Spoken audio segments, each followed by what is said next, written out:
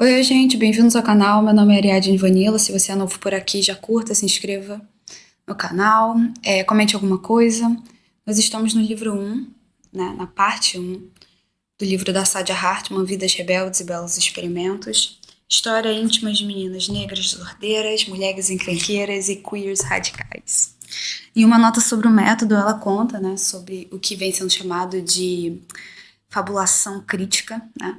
Ela não dá esse nome necessariamente na nota sobre o método, que já foi lido, tem vídeo aqui no canal, mas ela explica que existe um efeito ali imaginativo dentre todos os documentos, porque existe uma necessidade de recriar a história de pessoas que não tiveram a possibilidade de deixar seus registros, né, na história. Né? Nós estamos falando de pessoas que fogem do olhar, pessoas que são difíceis de capturar. Em diversas partes do livro que foram lidas até agora, a gente pode perceber que o objetivo do estudo dela, o objeto do estudo dela são justamente as pessoas que se escondem da fotografia porque sabem que em algum momento a história vai se virar contra elas, sabe?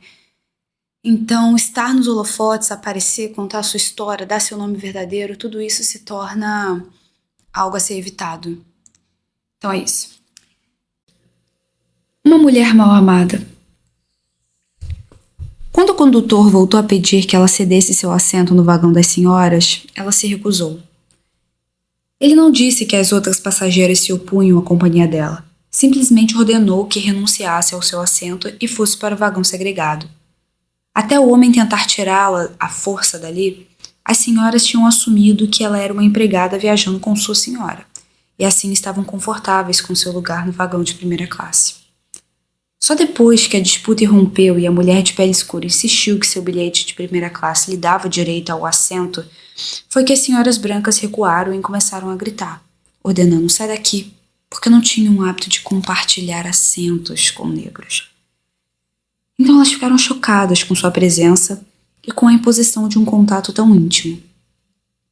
O tormento causado por sua proximidade não foi aliviado pela estatura miúda da professora de cor. Ela tinha pouco menos de 1,50. Ou por seu refinamento evidente.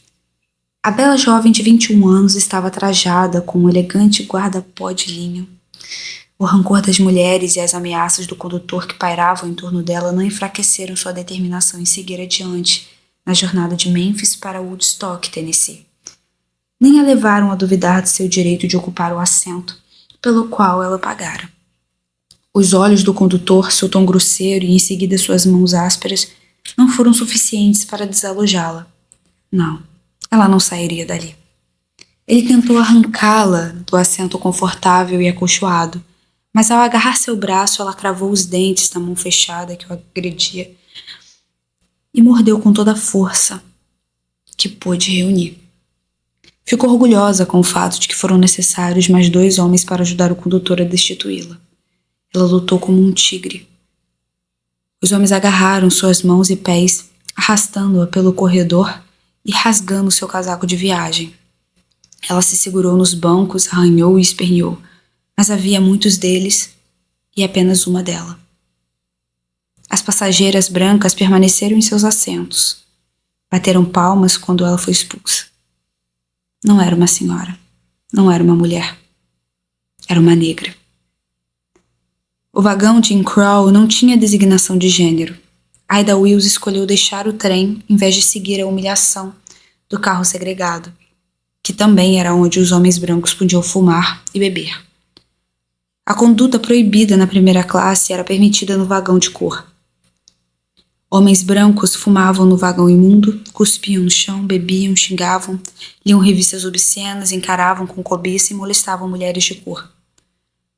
Como uma jovem lembrou, você ficava à mercê do condutor e de qualquer homem que entrasse lá.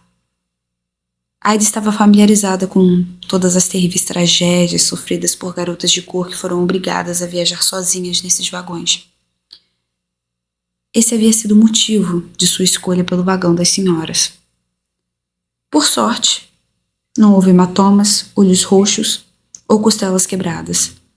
Para a senhora Jane Brown, outra mulher de cor que tinha sido retirada de um vagão de primeira classe anteriormente, A ação foi justificada após o ocorrido com a acusação de que ela não era uma pessoa respeitável, mas uma cortesã notoriamente pública, dada ao uso de linguagem profana e a uma conduta ofensiva em espaços públicos. O dano causado a Ida Wills foi justificado não por uma má reputação, mas por seu status de não exatamente humana. Uma senhora negra e uma vaca preta eram estranhamente equivalentes e indicativos de crise da categoria que ela personificava. Que tipo de mulher ela era? Se é que era uma mulher. A questão não só se mostrou menos presciente ou urgente que antes. Um século depois, esse questionamento alcançaria proporções míticas. E eu não sou uma mulher? O domínio da incerteza era tão inescapável que não fazia tanta diferença para Sojourner Truth, ainda que não tivesse dito com essas palavras.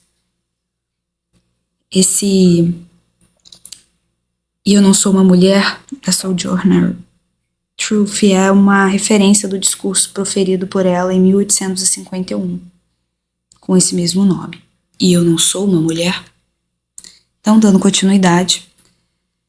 Como Ida Wills experimentou diretamente, uma mulher de cor podia ser taxada de prostituta, xingada de mulata insolente e vulgar, e ameaçada com castração. Ao voltar para casa, ela decidiu contatar um advogado e enfrentar a companhia ferroviária no tribunal. Ser obediente não estava em sua natureza. Segundo sua própria descrição, ela era tempestuosa, cabeça dura e obstinada, o que significava que estava preparada para confrontar os homens brancos e a lei, opondo-se a eles, ao mundo inteiro, se necessário fosse. Ida Wills não se colocaria em seu lugar nem se prostraria diante da raça dominante. Ao compartilhar sua história com o advogado, sua voz não falhou pela mortificação que o incidente violento tensionou produzir. Em vez disso, liberou sua intrepidez inata e uma qualidade de coragem tão feroz e resoluta que a permitiu fazer com que os negros razoáveis se negavam a fazer: confrontar, batalhar, boicotar e se opor à supremacia branca em todas as frentes. Apenas a pele a atraía enquanto contava o que havia acontecido. Sua pele formigava enquanto se lembrava das mãos dos homens brancos em seus braços e pernas, agarrando-lhe a cintura. O gosto amargo das palavras presas na garganta poderia ter causado náusea ou levado uma mulher mais frágil às lágrimas, mas ela manteve o controle. O condutor e o carregador de bagagem poderiam ter feito qualquer coisa muito pior, e a lei teria permitido. Ela sabia em primeira mão de coisas terríveis que aconteciam às mulheres negras. Naquele mesmo dia, tinha lido no Apple sobre o caso de uma mulher de cor que fora linchada em Richmond, Virgínia. Coisas terríveis ocorreram na família dela também. Lembrava-se nitidamente de uma conversa entre a avó, sua avó Peg, e seu pai, James Wills, sobre um antigo senhor e sua esposa. O pai era a prole do senhor de escravos, uma propriedade, não filho. A avó comentou que a senhora Polly, a antiga senhora, na verdade ela queria ver o James e seus filhos. A veemência da resposta de seu pai surpreendeu a jovem Ida. Não quero ver aquela velha enquanto eu estiver vivo. Nunca vou esquecer como ela o despiu e açoitou você no dia seguinte, à morte do velho. Eu nunca vou visitá-la. As palavras duras de seu pai levantaram questões que ela não ousou perguntar à avó, mas que logo encontraram respostas na violência sexual que tomou o sul. No jornal The Free Speech, Ida Wills escrevia histórias sobre estudantes, domésticas e professoras que tinham sido estupradas, espancadas e enforcadas. As mulheres da raça não escaparam à fúria da turba. Ela escrevia as atrocidades, faria um registro temporal das mortes, denunciaria a oclocracia, os linchamentos, a violência sexual e a lei do homem branco até as ameaças de morte a forçarem a fugir de Memphis e ir buscar exílio no norte. Na sala de visitas de casas bem providas na Filadélfia e em Nova York, ela trocou com outras mulheres negras histórias sobre insultos, as propostas obscenas, os olhares odiosos e olhos libidinosos, as ameaças de lesões corporais graves. No norte também não encontrou nenhum refúgio. As próprias palavras jovem de cor ou mulher negra era quase termo de repreensão. Ela não estava em voga. Qualquer homenagem no santuário da feminilidade desenhava uma linha de cor e a deixava eternamente fora desse círculo místico. Juntas, elas recontavam suas histórias num tom de cansaço do mundo, mas sem constrangimento. Eram tratadas com menos gentilezas que um cão de rua, com menos delicadeza que uma mula, eram brutalizadas e abandonadas pela lei. Então vinham as histórias, que faziam o silêncio tomar conta da sala.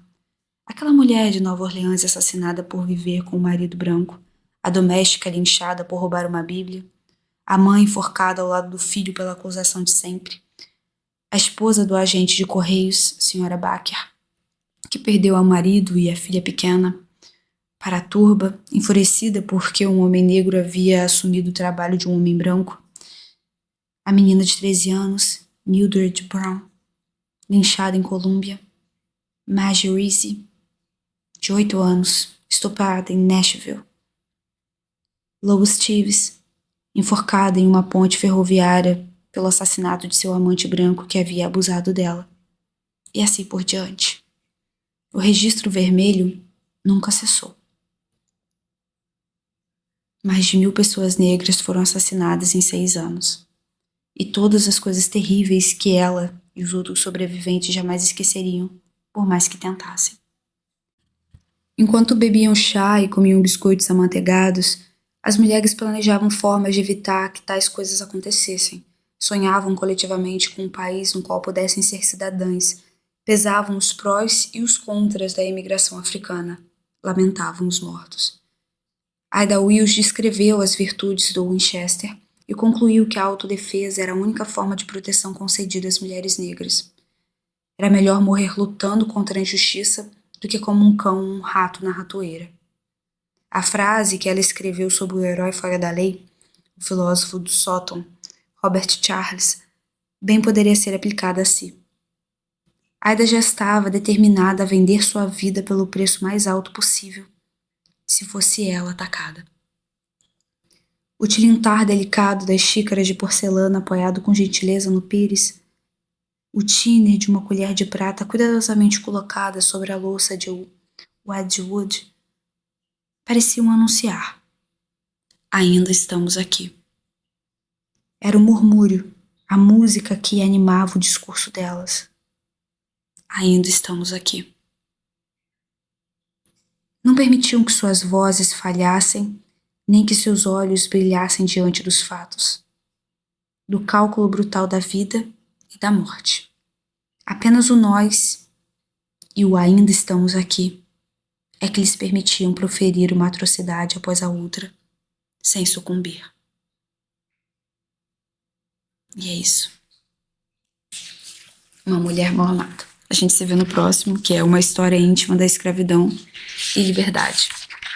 Só tomando nota aqui, quando ela fala que o registro vermelho nunca cessou, né, ao relatar todos esses acontecimentos, essas mortes, a brutalidade, né, da supremacia branca, quando fala o registro vermelho, está se referindo ao livro da Ida B. Wells, que é Red Record, né, em que ela vai expor o linchamento como uma prática recorrente que era voltada para a manutenção da supremacia branca e para a limitação, né, das oportunidades sociais, políticas e econômicas das pessoas afro-americanas. Tá? Quero localizar vocês aí. Beijão, até o próximo.